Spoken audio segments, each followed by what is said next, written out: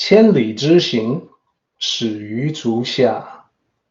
A journey of 1,000 miles begins beneath the feet.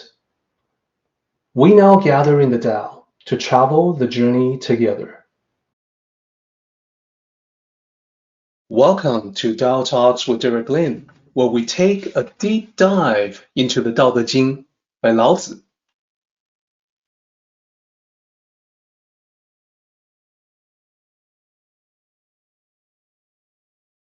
So previously, I did mention that the chapter 54 title is The Well-Established. That's just a straightforward translation from the Chinese title for the chapter. It's talking about the well-established Tao practice. Then the alternative title in Chinese is to establish and hold.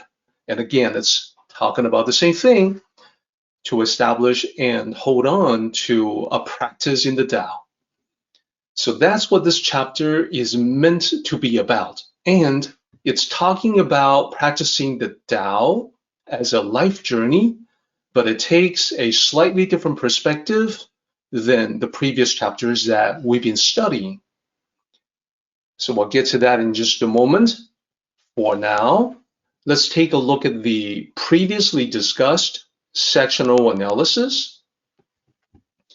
We were able to pick up on the repeating characters from one line to the next and using them as a guide, and also using the meaning that's been conveyed in the translation to figure out which lines belong together as a section. So we've divided this into 4 sections, as you can see, and we got to line 8 last time. We were able to conclude section 2.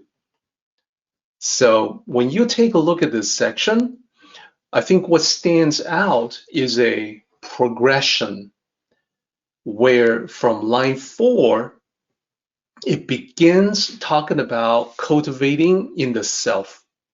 Then it continues on to talk about cultivating the Tao in the family, then in the community, then the country, and finally the world.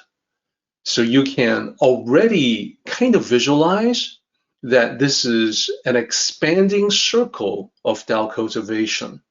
And we do have a graphical representation of that from last time that we'll use as a recap.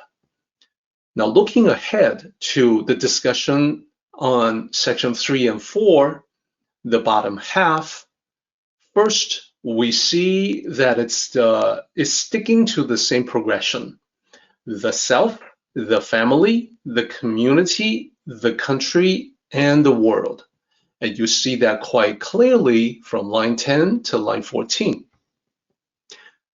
The difference between these 5 lines, from 10 to 14, the difference between these and lines 4 to 8 is that in the 3rd section, the emphasis is on observation, which in Chinese is guan, specific to a Tao context, which is detached observation for the purpose of understanding and learning. So we'll dig into that. And then finally, we have 2 lines that serve as the conclusion of this chapter. So that's what's ahead of us. So I mentioned that we have the expanding circle paradigm in this particular chapter. So last time, what we did was that we went through explaining character by character in some cases, and we went through line by line, and after each line, I showed the graphical representation of that. Because we're going to do a recap, we have an opportunity now to keep the recap on just the graphical representations, so we can see sort of an animated expanding effect on what Lao Tzu had in mind when he wrote those lines. So here's what we'll do. We'll start with the centermost aspect of it, which is cultivating in the self. And up on top, where the slide heading, the slide title used to be, I have the relevant line showcased. So what Laozi is saying here, represented in prose form as well as graphical form, is that when you cultivate the Tao in yourself, the virtue shall be true, the key word being true. And that key word speaks to being genuine, being authentic, being true to yourself as you cultivate the truth of the Tao, the essential truth of life, your destiny, and existence itself. So that is the basis. Then, once you are sufficiently cultivated, so the idea is that we all have to start out getting, quote unquote, our ducks in a row. When you have it fairly well figured out about yourself, then you can naturally expand your influence to include other people. So the second part, as the circle expands, this now includes the people who are closest to you. So then the line on top, the translation that you see is about cultivating the Tao in the family, and the virtue shall be abundant. So in the circle, we have your family, which is the translation. 家 can be home or the family, and the virtue shall be abundant. That also has multiple interpretations, multiple meanings that are all true. It's an abundance in virtue, which also translates and manifests as abundance in harmony within the family, the bond within the family, the love within the family, and certainly abundance for the family, which is prosperity at the personal level. So that's the second level of expansion. Then we expand from there beyond the family to the community. So the line says, when you cultivate the Tao in the community, the virtue shall be lasting. This is a callback to the very beginning of this chapter, where we talk about the well-established Tao, the Tao that is very powerfully held on to by the practitioner. And we talked about how the Tao being an intangible idea, a notion, a concept, it's not like a physical object that can be destroyed. The more people understand the Tao, the more people hear about the Tao, and hopefully you are sharing the Tao of your practice with other people. The more people understand and have the image of the Tao within them, the more indestructible, the more lasting the Tao becomes. And this is true of any idea, any intangibles. They all have this invulnerable, indestructible quality to them. It's a notion, it's not a thing. It's not an object that can be lost or damaged or destroyed. So the more people in the community learn from the Tao, perhaps following the example of your family that has become harmonious and also prosperous, then they will in turn share the Tao with other people, then the Tao truly becomes a lasting. Then, at the next level, goes beyond the community to the country. And when you cultivate the Tao in the country, the virtue shall be prosperous. This is prosperity at the national level, which means power, influence, prestige at the international stage. You have the regard of allies. And usually, this is when we talk about countries practicing the Tao, we human beings don't have a great track record for that. usually countries in the world have partial success with some aspects of the Tao. And they may not always call it the Tao. It may just be part of the national character. But to date, no country in the world has completely, overwhelmingly cultivated the Tao to enjoy the prosperity that can be possible when that is the case. So finally, we have the really ambitious concept of the entire world practicing or cultivating the Tao.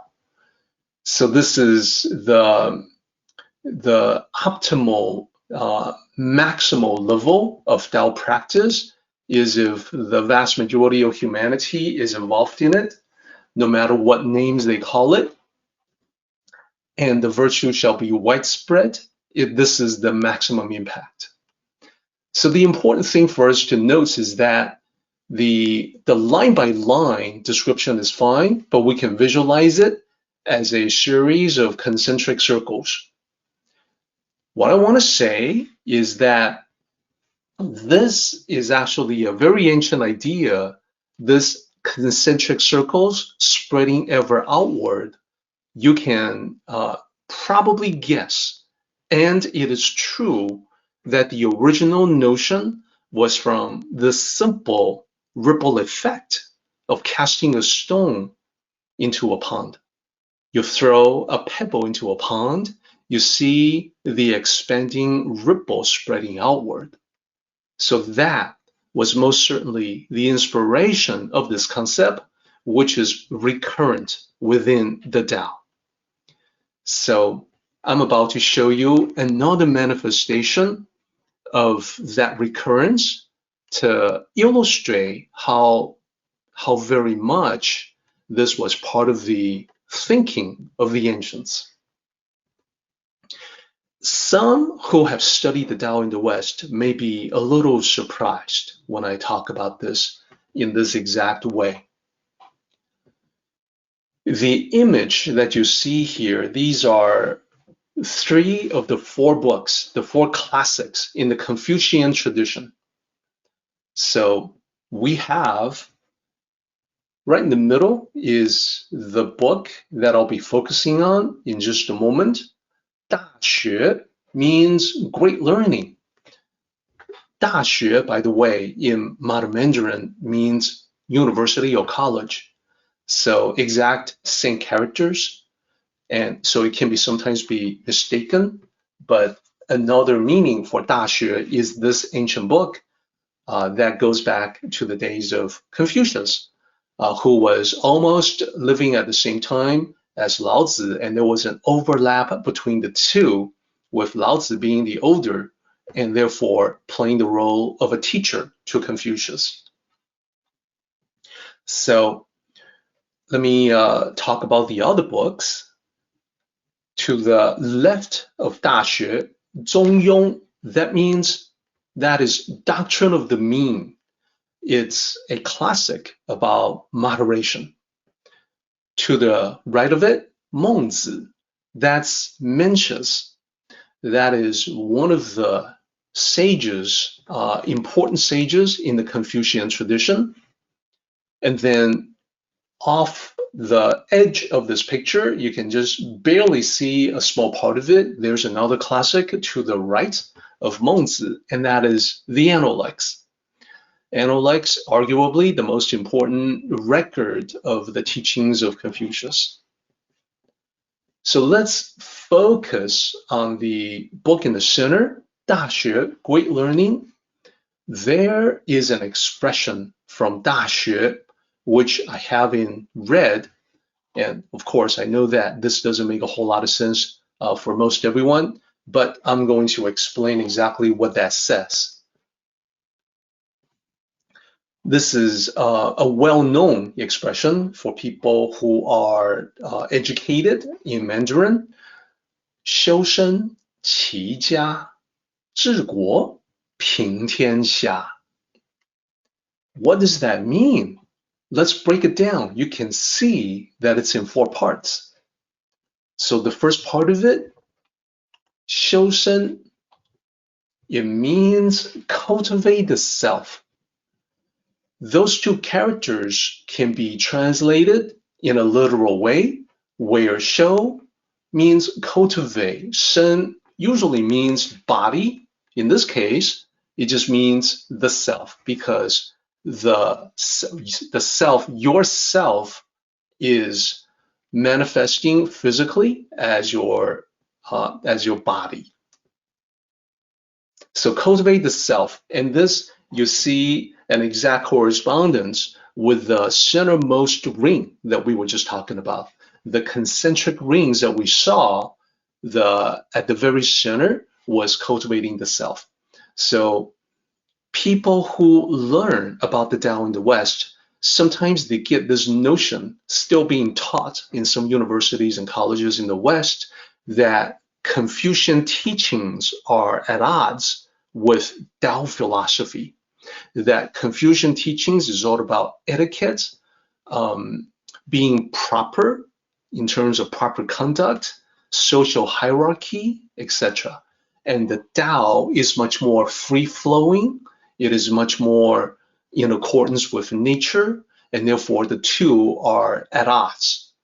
So this is actually a distortion. It's actually not the way that it was, that it's supposed to be. And when you see the correspondence between Confucian teachings and the Tao, you quickly realize the truth. The truth is that they all came from the same source.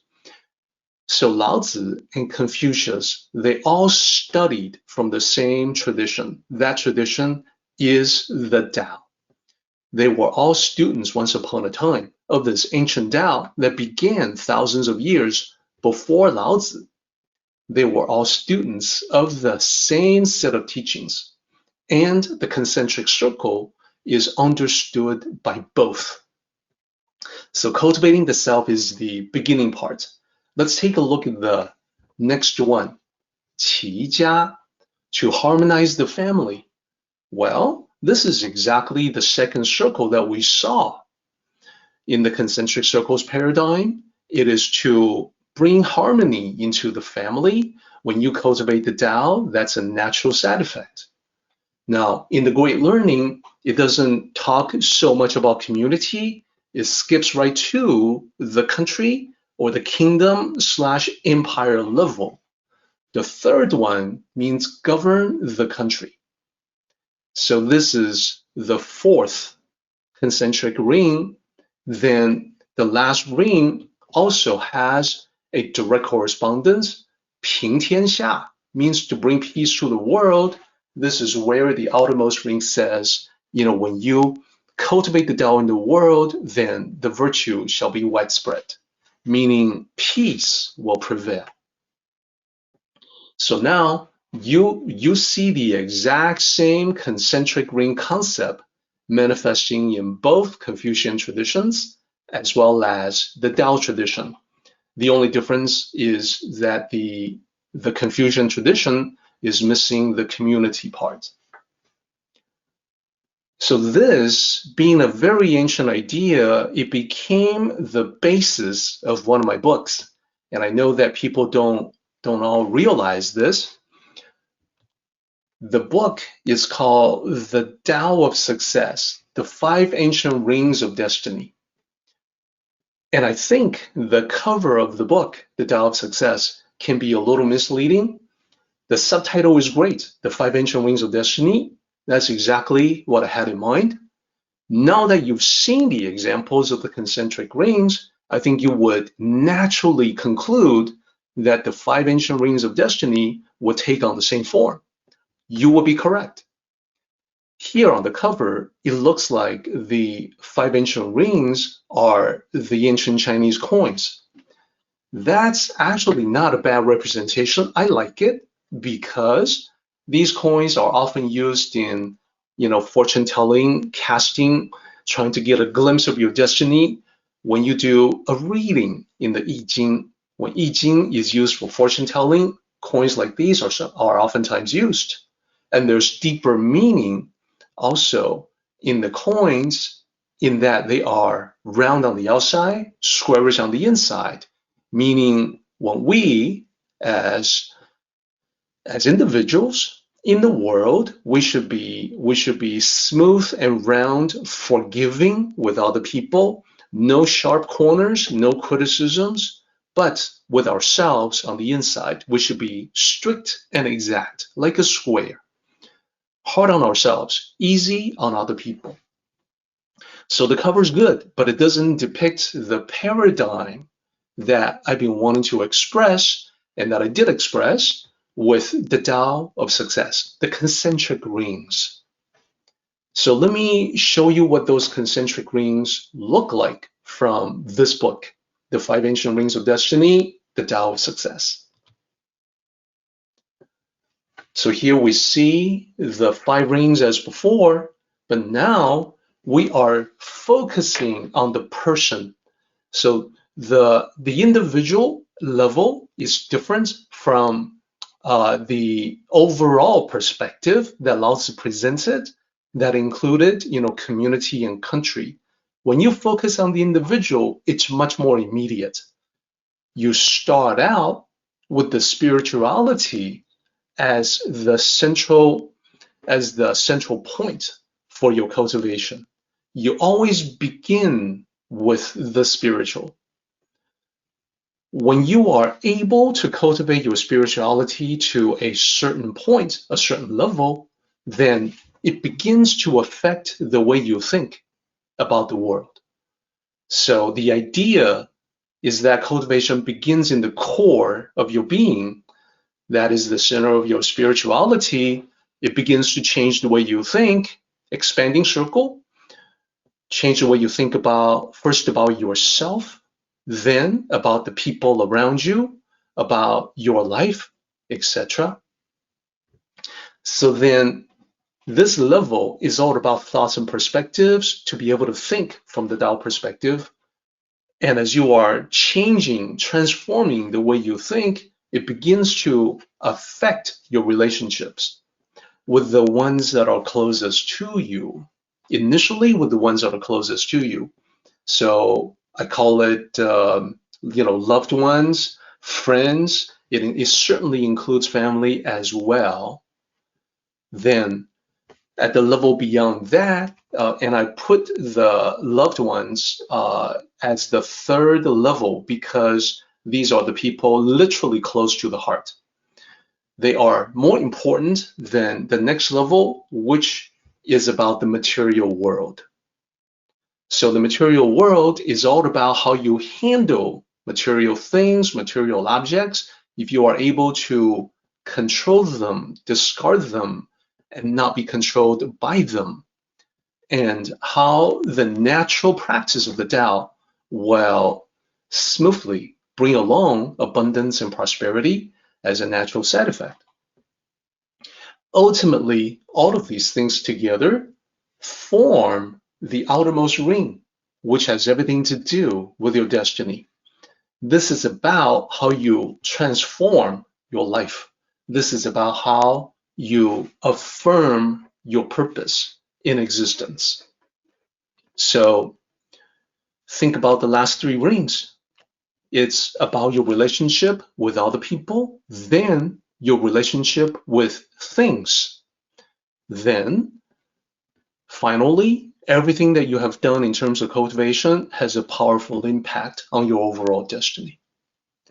So this is the paradigm applied to the individual rather than the overall perspective from Lao Tzu. And I do get questions from people like, yeah, the 5 rings, they make a lot of sense. And which classic did you get it from? Now, I think my answer will make sense to you. My answer is, it's not from any classic, and yet it is from all Tao classics. And that's because this idea of change or transformation rippling outward is at the heart of the Tao philosophy since ancient times. So now, let me share with you the 2 sets of rings together. circle within circle, rings within rings. To the left of the slide, you see the set of rings that we've been talking about for chapter 54. Starts with the self, spreads outward to your family, to your community, to your country, and the world. Then the question is, what if you were to focus on just the individual? What if you were to zoom in on it? Then you get the 5 rings that we were just talking about. So yes, these rings are connected, rings within rings. But regardless of whether you look at the rings presented by Lao Tzu or the rings presented by me, it's always the same. It's always from the inside out. It's always from the innermost to the outermost, from the personal scale spreading outward. It is never the other way. It is never external factors affecting you. The internal has to match the external, otherwise the external will not last. So you can turn a pauper, a poor person, into temporarily into a prince or someone who looks like a prince by dressing up the pauper. But if the pauper's internals, that is his thinking, his heart, if there's no basic transformation from the heart of a pauper to a prince, then before too long, the exteriors, the superficial appearance will wear away, revealing the truth that continues to radiate out from within. So then the question for us is, what do we pick and choose to radiate outward from within our hearts? We must pick and choose carefully because of the lasting impact that it will have to life. So there you have the recap from last time, plus some new thoughts as to how well spread this is in Tao philosophy, and also how it can be applied to you and me, to the individual level. We're not quite done with the concentric rings yet, because in the 3rd section of chapter 54, we visit all of them again. But this time in the context of observation. So now we're going to go back to the line by line analysis. We're done with lines 1 to 8. Line 9, a single character there, translated as therefore. It can also be thus or so. Those are the 3 choices. Therefore, thus, so. And of course, these 3 choices are synonymous with one another. So what actually happens in translation is that there are times when you have very few choices in the correct translation. Now, let's talk about this character here, Guan. What I've done is that I've highlighted 2 characters from one from line 10, one from line 11. They're the same character. In Pinyin, it is spelled G-U-A-N, Guan. That's very close to the Mandarin pronunciation. And the meaning is to observe, to watch. When we talk about Guan in the Tao context, it means detached observation. It's the same Guan as Guan Yin, which is a figure from Buddhism, the Guan Yin Bodhisattva. And that particular Bodhisattva in Buddhism, the name of the Bodhisattva means that she observes the world to hear calls for help. And then out of compassion, she reaches out a helping hand for those who are in trouble. So Guan has a deep significance within Asian thought, not just in the Tao, but also in Buddhism. In the Tao, it's a primary method for understanding everything, the Tao itself, existence, reality, the world, cause and effect, positive and negative. So yin and yang is what we're talking about here. Guan is a primary method for understanding. So now let's apply this method to the 5 rings, the expanding circles that you saw, starting with the self.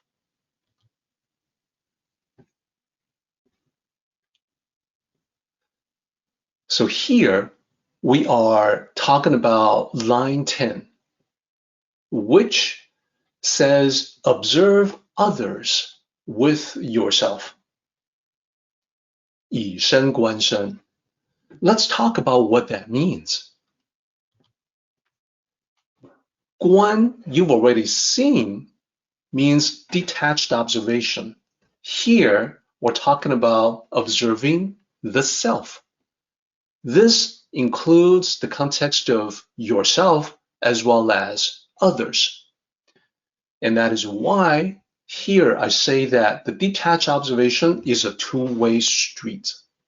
What does that mean? Well, first of all, you can observe other people, understand them, and then apply the understanding to yourself. So we'll see some examples of that. Then it's the other way too. This is a two-way street. So the other way means understanding, observing, knowing yourself, and then utilizing that self-knowledge to gain insights on other people. So it's back and forth like that. A couple of examples. For instance, would you like more friends? Well, one way to accomplish that from the Tao perspective is to extend friendship to others. Be the catalyst. Be the person who reaches out. Yet another example, would you like to be treated with courtesy? Well, then start by being courteous to everyone.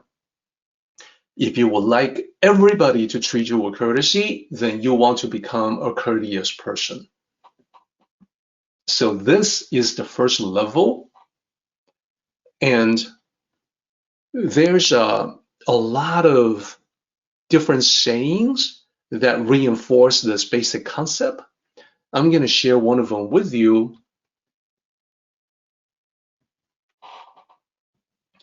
So the graphic that you see in this slide to the right shows the centermost ring, which is cultivation of the self.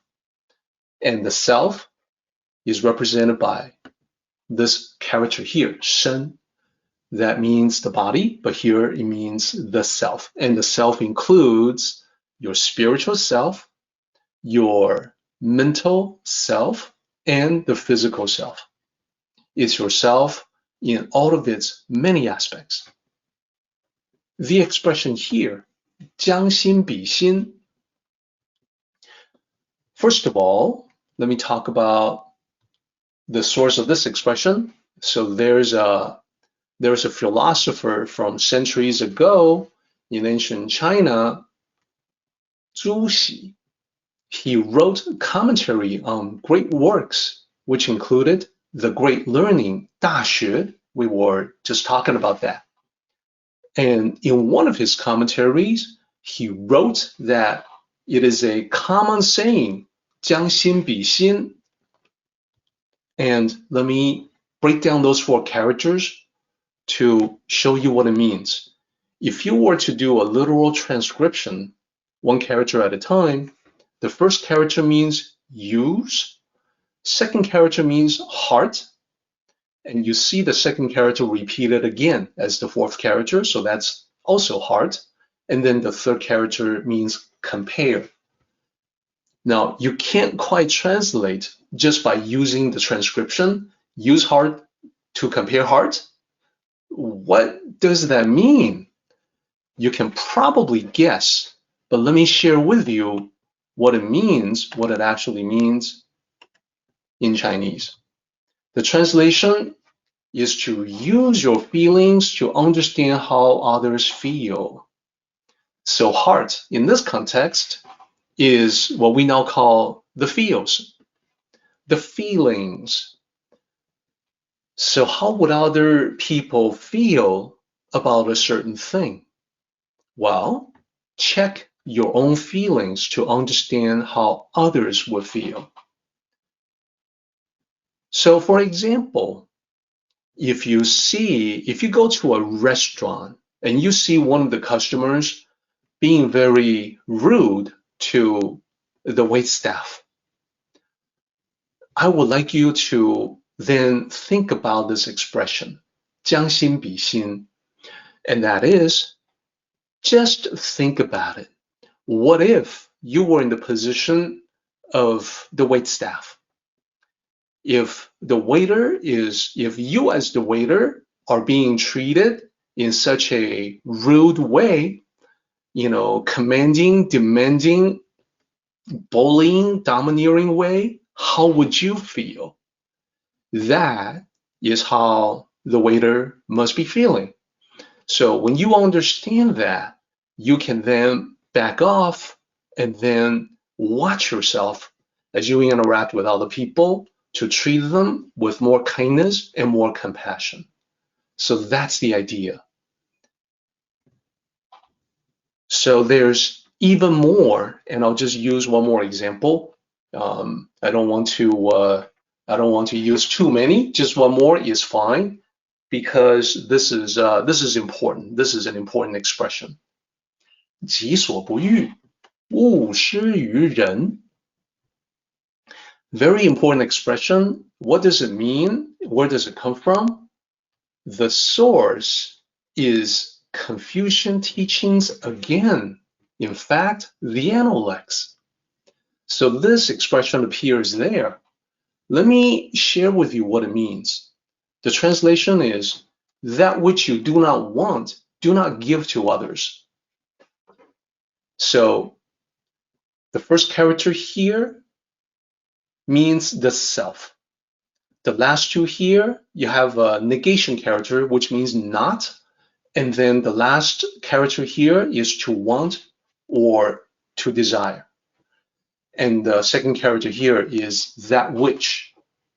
So basically what it says is that which you do not want for yourself. Then we have another negation character here. This means don't.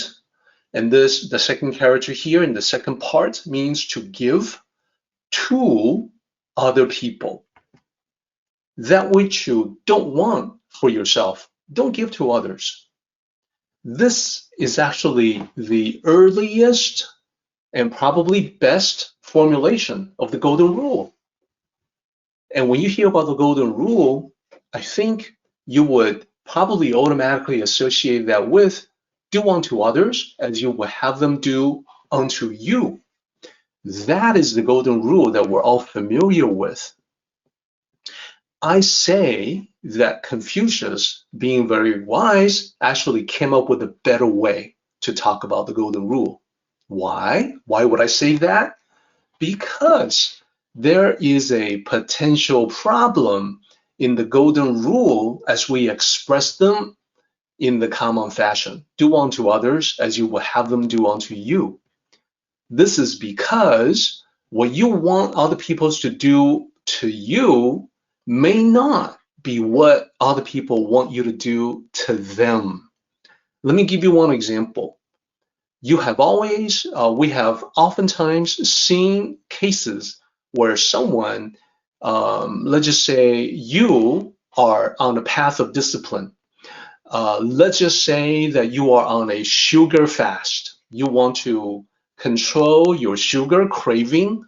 You want to cut down on your sugar consumption, and you want to keep yourself on discipline, and it's becoming very difficult. So you ask all of your friends to keep you on the path of discipline, keep you honest.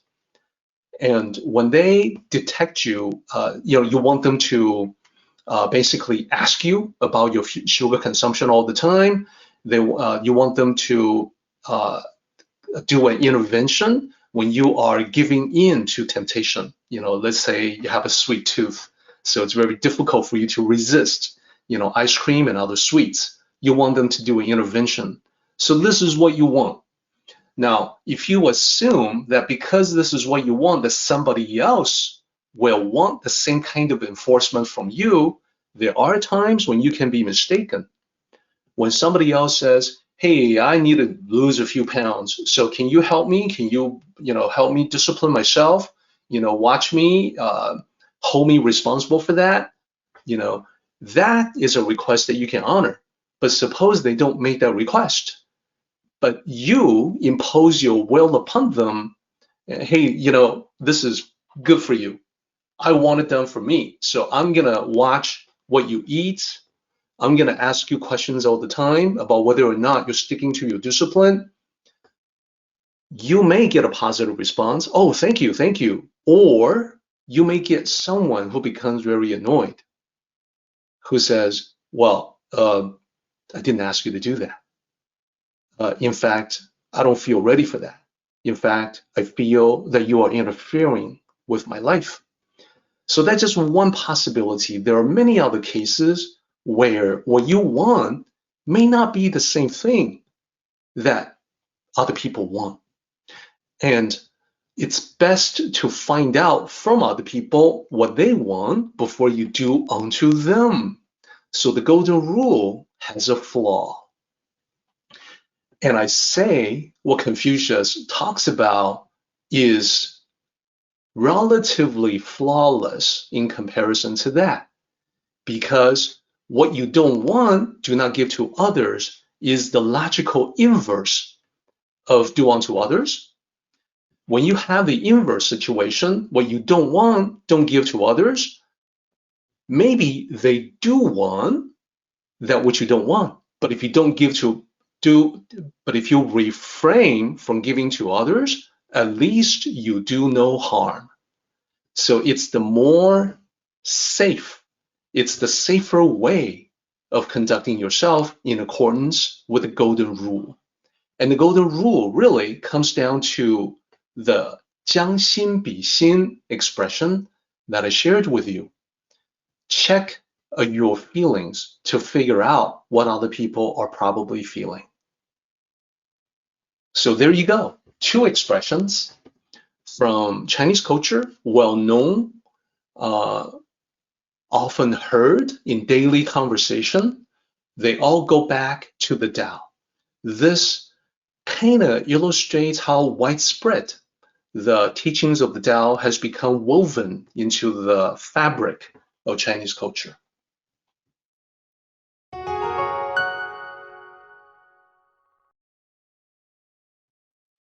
We've gone beyond the self. Now we're talking about the family level. The line here says, observe other families with your family. 以家观家. So the idea is that we can now expand outward, apply the principle beyond the personal level. So the two-way street still applies.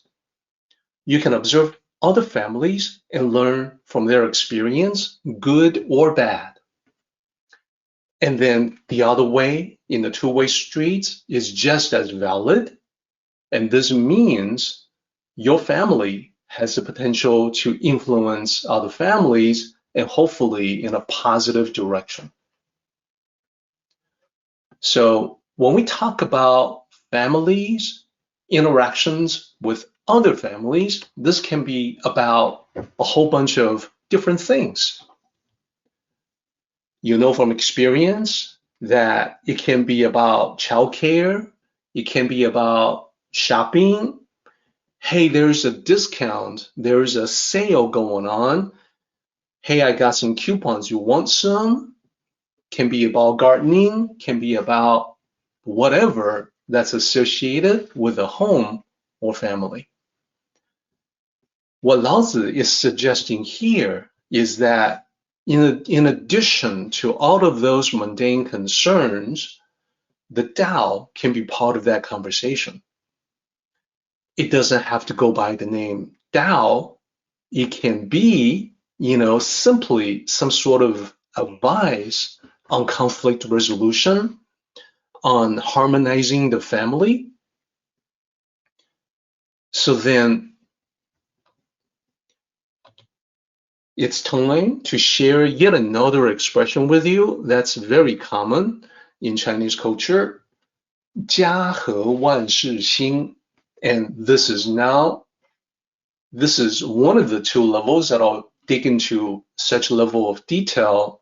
So this is the second ring, the expansion of the circle of cultivation. This is also important because Chinese culture has always emphasized the importance of family. So let me explain what that expression really means. 家和万事兴. The first step, as usual, is just to do a literal transcription so you can see what those characters are. First character means family or home. Second character means harmony, harmonize. Then the third character, the character in the middle, means 10,000. And then fourth character means things. Things like, not like objects, but like things in life. And then the last character, 兴, just means flourish. So when you string them all together, family, harmony, 10,000 things flourish. You may be able to guess that what it says is when the family is harmonious, then 10,000 things, meaning all things, will flourish. You will be correct or very close. So the translation, a possible translation, basically says when the family is harmonious, everything goes well. Now, I am well aware that there is such a thing as family dysfunction. And I know that people hearing this talk may, in fact, come from dysfunctional families. So I want to also include a note here that when we talk about family, whenever we talk about family, it's always in the overall context, in a gathering of individuals that form a strong family bond with one another. So this group of people can regard themselves as a family without being related by blood. So family can be the family that you were born into, or the family that you form as you go about your life. So that's the meaning, that's the essential meaning here. So let's go beyond the family. What's after family? I think you would probably recall that when you expand beyond the family, you get to the level of communities. So now we have ways of understanding what this actually means when we tie observation, detached observation, in the context of communities. So it's not just the families that affect one another. Communities also have an effect, an impact upon one another. Now, just as with a family, it can be about, childcare, exchange recipes, etc. At the community level, it rises above that. So when we talk about communities, it's usually about public works, the common good. And examples would include things like public safety, law enforcement, perhaps police patrols, activities, events, roads, sanitation, etc. Things that have an impact on the entire community, not just a particular family. And when we talk about involvement, when the Tao spreads, and people participate, share, and contribute their knowledge, their skills, their time, well, that involvement can range from informal roles to formal positions. So what I mean by that is it can be, for instance, a volunteer role that you decide to take on. It can be a community self-appointed representative, organizers, activists, other kinds of volunteers. It can also be formal positions, some of which are appointed, some of which are elected, and some are hired. So this can be the mayor, the city manager, city council members, and city department heads, officials. It goes on. So I think you get the idea. The DAO can play a role in the community and improve every aspect of it. The management of the community, the running of the various things for the public good. So that's the idea. Let's then expand beyond community to get to the level of countries. And remember, when we talk about countries, some would say states. And basically, we're talking about the level of nations, kingdoms, empires. So sovereign states. Observe other countries with your country. So as I mentioned, when we went through the rings previously, that throughout history, the Tao has a very spotty record when it comes to exerting any kind of influence on countries overall. At best, sometimes the Tao can exert partial influence on some aspect of a particular country. And it may go by different names. So let me use some examples to make this more clear. Think about America in terms of the ideals of democracy that we express. Now, I think we all know that sometimes idealistic expressions fall short of reality. That is the nature of idealistic expressions. But to be willing to put forth a vision, to make an attempt, at least make an attempt to live up to the ideal, even that is commendable. Even that is in accordance with the Tao. So we don't call it the Tao. We can call it equality, egalitarianism. We can call it, a merit-based society. We can call it a whole bunch of different names.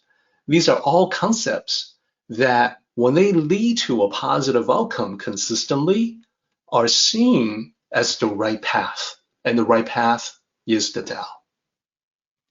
So that's one example. And let me also use another example that I know well, the example of Taiwan. And you guys have heard me talk about this before. I'll just reiterate that Taiwan, quite different from China. China had an intentional break from past traditions during the Cultural Revolution. Taiwan did not, and therefore maintained a link to the ancient traditions, including the Tao Te Ching. So preserving the ancient traditions and Tao philosophy has led to Taiwan being the way it is today. Now, you may not have visited Taiwan. I totally understand. It may not be the most popular tourist attraction, but I think it's worth a visit. You're going to find that because of the Tao being woven into the fabric of society, the country is extremely safe. You can wander around in the middle of the night anywhere and have expectation of perfect safety. You will not be bothered. You will not have to worry about criminal elements, etc. Very safe. The people that you encounter there tend to be very generous, very helpful, very friendly. And these are no accident. These are not necessarily the way things are in other Chinese-speaking parts of the world, but these are definitely the way things are in Taiwan. And a lot of that is because of the upholding the deeply rooted ancient traditions.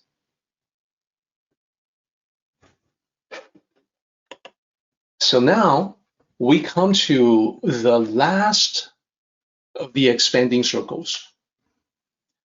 We have to sort of leave the level of nations behind and talk about the world. The nation of levels is challenging because, as I said, oftentimes the nation may fail to live up to the ideal that it preaches. And there's also times that the mutual learning, like observing other nations, take what has worked, apply it to your own nation, and vice versa, the mutual learning can be impeded by nationalistic pride, sort of egocentric thinking at the national level. So it's challenging. So if that is challenging, then the world is even more challenging. Here we have this line that requires some special explanation, some special attention from us. Line 14 is translated as observe the world with the world. Now, looking back at the previous two lines, observe other countries with your country, we can see how that may make a lot of sense because you want to learn from the experience of other countries, apply it to your own. Same with communities. Other communities can learn from us, we can learn from other communities, but we don't have multiple worlds. We just have Earth. We just have this one world. Therefore, students of the Tao can often stumble over this line because we only have one world. What world will we observe to learn from? And what world can we influence?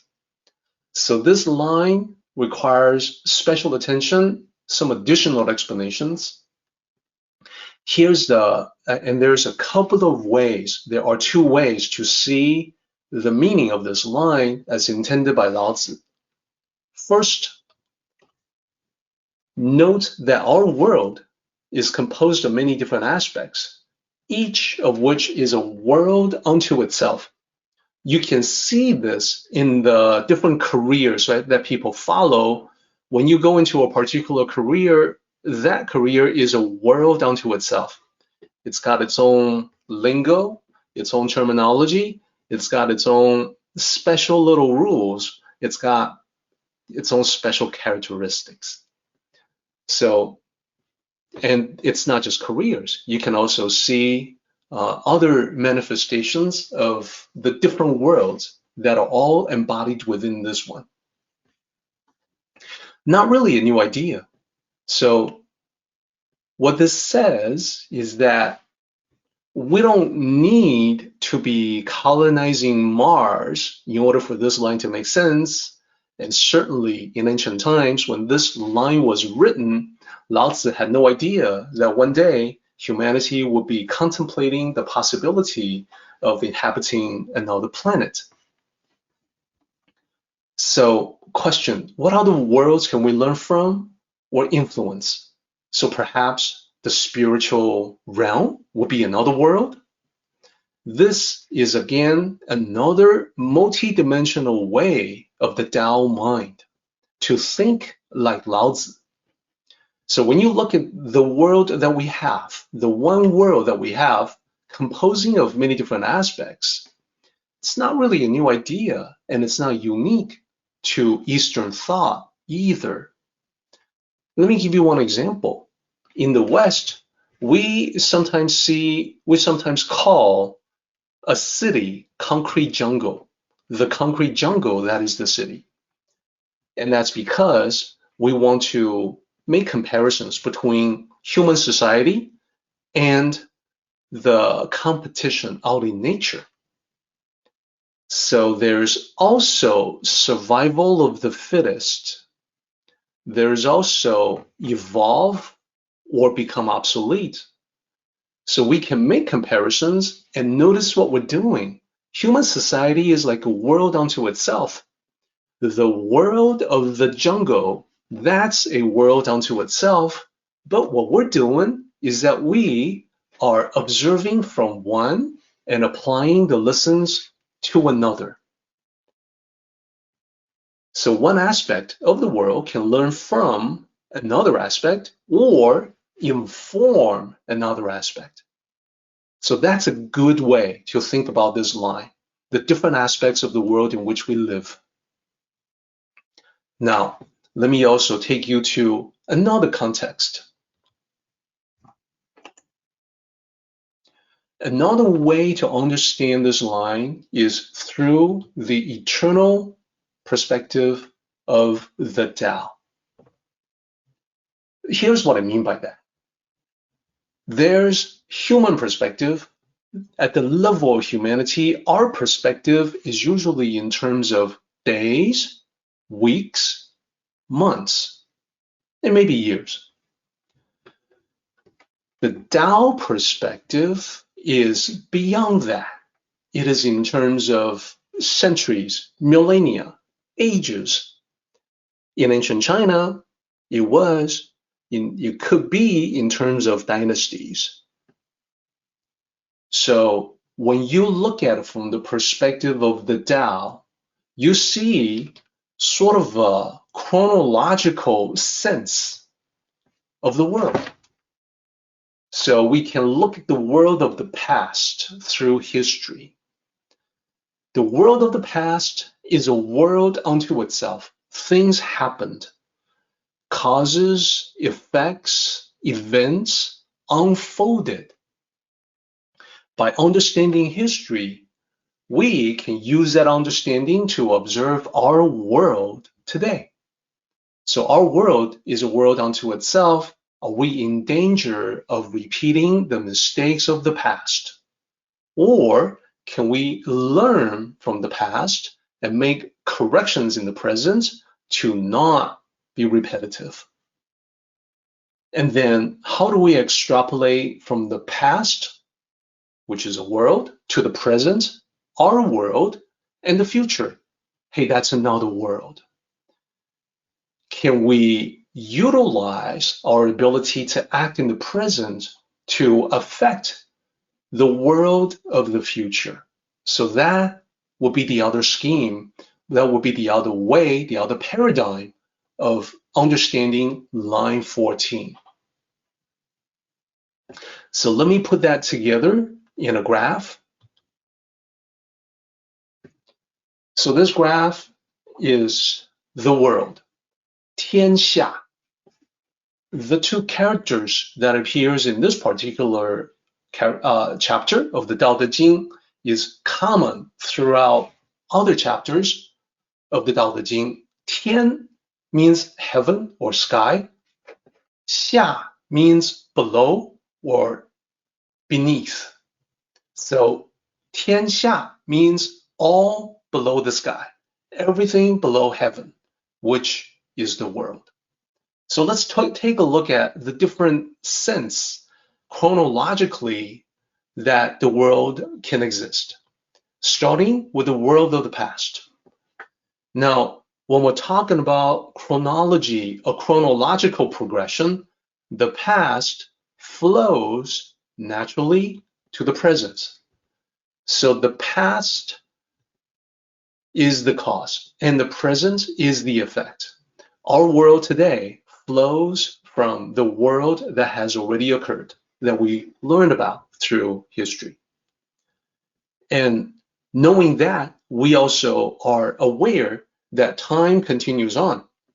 Time progression is not going to stop. So the world now is going to transition to what we call the future. But here I'm making a distinction between the foreseeable future, which is the short term, and the longer term distant future.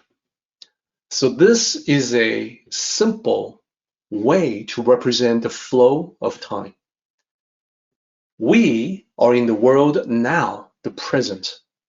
We know that we have some ability to influence the foreseeable future with the actions that we take in the present, and the foreseeable future itself will have an impact and effect on the distant future. So I think that makes sense. What we're saying here then, what Lao Tzu is expressing is that using the world today, understanding how it came to be from historical events, is a study of the past. We're looking at the past in the shared history of the world, so then we observe the world through the lessons of the past. I hope that makes sense. What do we do with that? Well, quite simply the other way. We apply what we learn to effect a better tomorrow. Now, when we talk about stuff like this, we always have to take it back down to the personal level. When we talk about the world, when Lao Tzu talks about the world, I'm always going to be asking you the question, what about your world? What about the world in which you live? It's not the whole world, I know, but it's your life, it's your existence. Look at this chart and see how well it applies to your personal situation. The world now, that's your present, that's your world. The world of the past, that is your personal history, the history that you lived through. How would you look at your own past to extract the lessons you have learned? So you can better observe your world today, understand what is happening to you, to the things and people that you care about, and extract the lessons, the benefits of those lessons to make better choices, and then go into so that in the foreseeable future, things can become different and hopefully better. And you can see that when you are able to do that, observing the world through the past world to take action on the present, to continue, that is the right path that we've been talking about in the previous chapter of the Tao Te Ching. So there's a little bit more. We also need to be clear that when we talk about the future, we're always talking about branching paths. So when we talk about the journey of life, you can come to a fork in the road. You can come to a point where you can pick and choose the path to follow. In this particular graph, we can represent it in the following way. First, beyond the foreseeable future, if everything is kept pretty much the same, no better, no worse, you get the status quo. You get things that are not so different than what they are right now. If you make the right choices, then you will get a better future. And if you don't, you get what I call the dystopian future. You get situations that may be calamities or disasters. You get negative outcomes. And then the flip side of that, when you make the right choices, would be the utopian future. Then the question becomes, which will it be? And how do you make it so that the choices you made today can help influence the foreseeable future to steer the path to a better future, the utopian future? Now, again, just like the last slide, we need to apply this to the personal level, the destiny of your life, the destiny of your world, multiple possible futures. So think about people out there, people that you know, people you come across every day. Many people do have the status quo in their future. That is, they're headed to a future that is not much better not much worse than what they have right now. It's actually the life of what many call the quiet desperation. The life of quiet desperation, not a whole lot of change can be expected. You're miserable, but it's tolerable, so you put up with it. That's the life of quiet desperation. That's the status quo. Then for the dystopian future, we know those who are on the wrong path are headed for personal calamities, personal disasters in the future. In the previous chapter, the metaphor used to describe that was the barren field that produces no harvest, the empty warehouses that store nothing. Would that be applicable to you? Would that not be something that you would like to avoid if possible? Well, that's the idea behind Dao cultivation, to be on the right track, to be headed for a brighter future. So looking at this chart, when we lay it out in a graph like this, it becomes obvious how you affect your short-term foreseeable near future is how you will most likely affect your long-term distant future years from now. It is then very obvious that you hold the key right now in your world today, in the world of here and now, this moment. What you do, what you decide to do for now and your foreseeable future is going to determine the track that you take on in the distant future.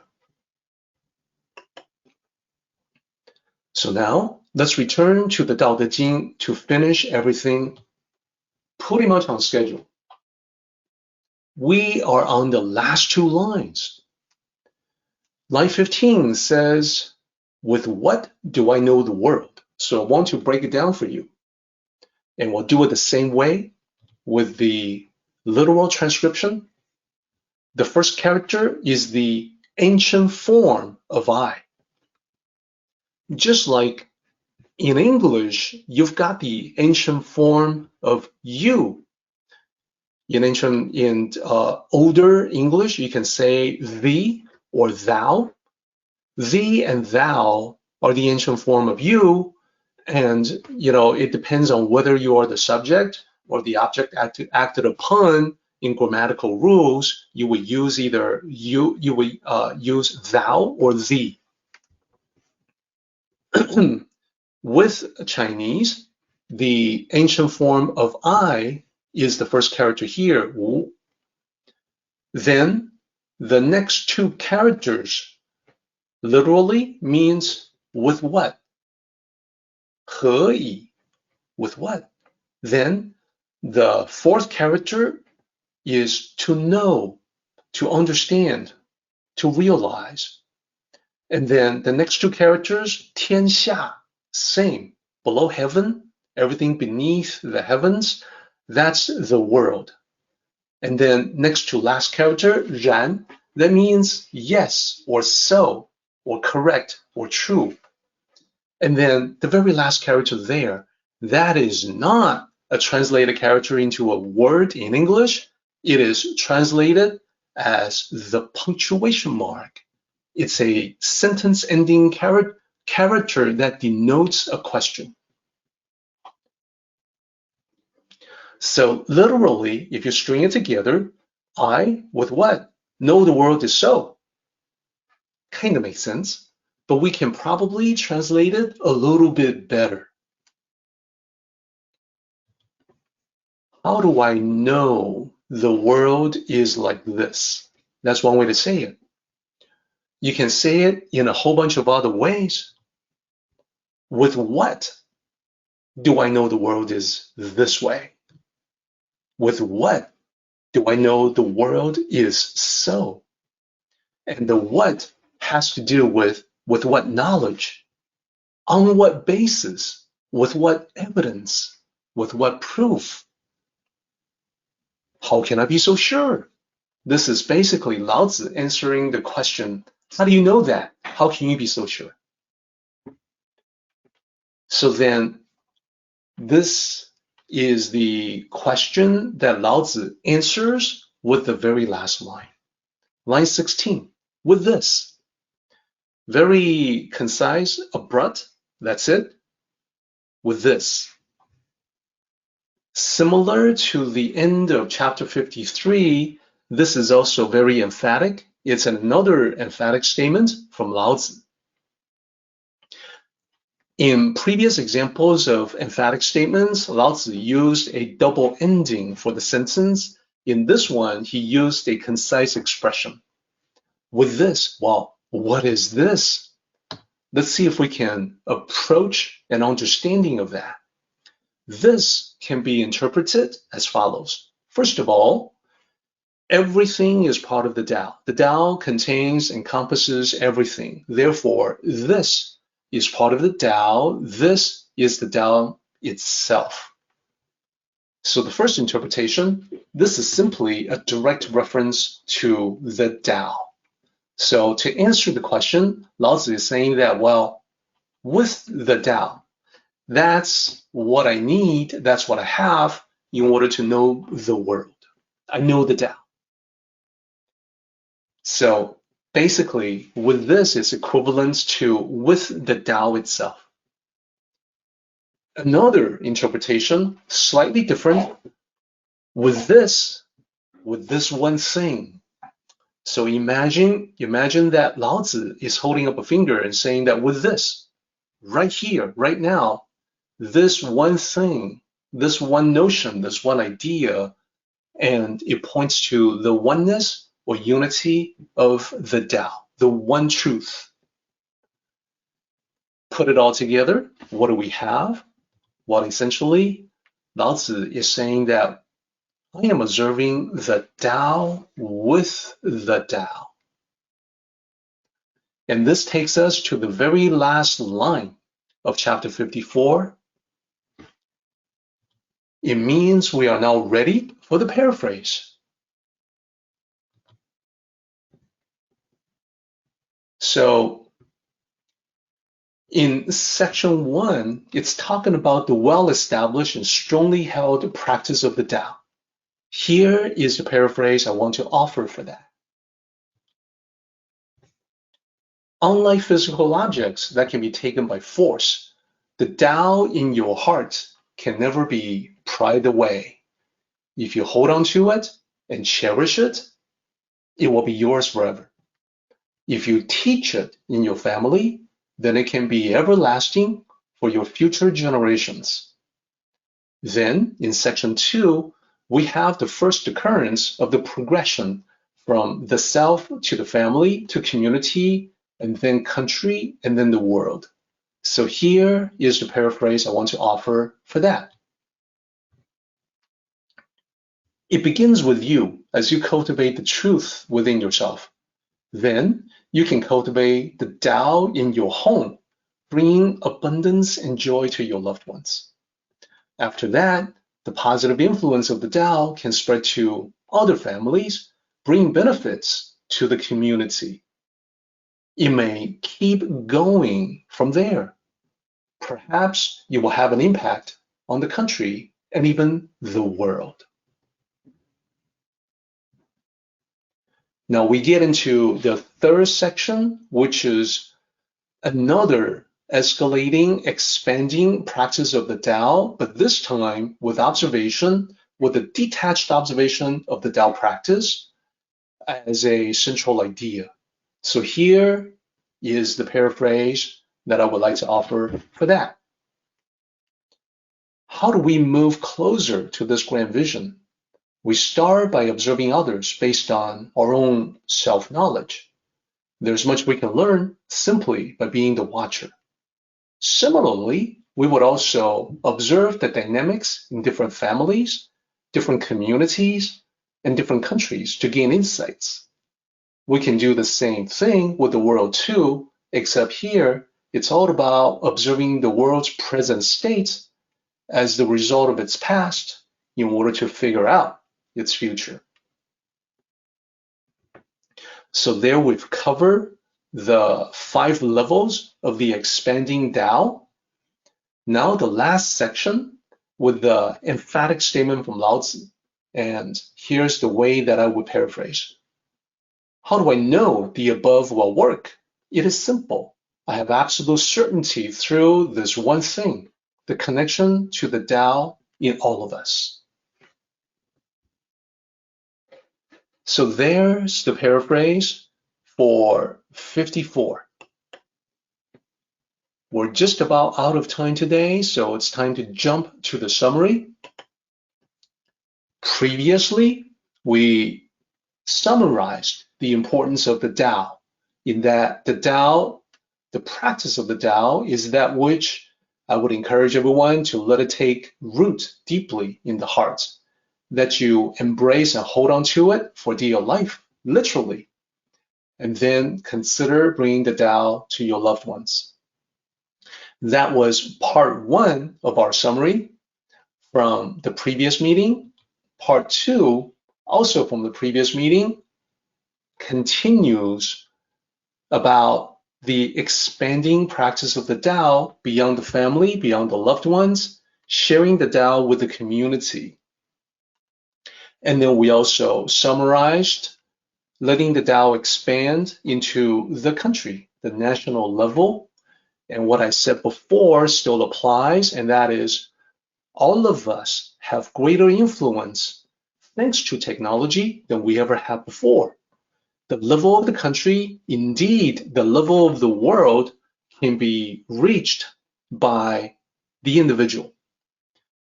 Your reach through social media platforms goes beyond geographical boundaries. It can go into other countries, other continents, the entire globe. What I also said for the last one is that when you spread the message of the Tao in the world, it can mean the world to somebody out there. You just never know. And that's why I want to encourage you to do that as much as possible. Lastly, the summary for today. I want to reiterate your own cultivation. And this is all about observation.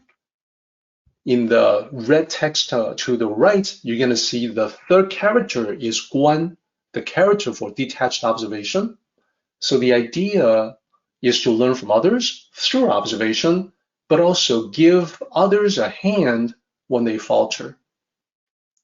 So we are all here for one another, to learn from one another, to help one another. That's what I'm trying to say. Cultivation with loved ones. Observe and learn from the harmony that others have created and maintained in their relationships. And when you are able to create the same harmony and close bond in your own relationships, you may find that other people can benefit from your example. Lastly, cultivation with friends. And here, what I'm trying to say is that as your influence expands, it's going to include not just the people who are close to you, but acquaintances, people that you come across. Perhaps you have coworkers at the workplace that are not particularly close, are not personal friends, and yet they too had the possibility of learning from your good example. The more you master the Tao in your life, the more of an opportunity you will come across where that influence will be exerted to other people without necessarily you being aware. Everything will unfold naturally. Our meeting has come to an end, but the journey continues on. Let us all travel safely so we can meet again. Until next time, may the Tao fill you with peace and happiness.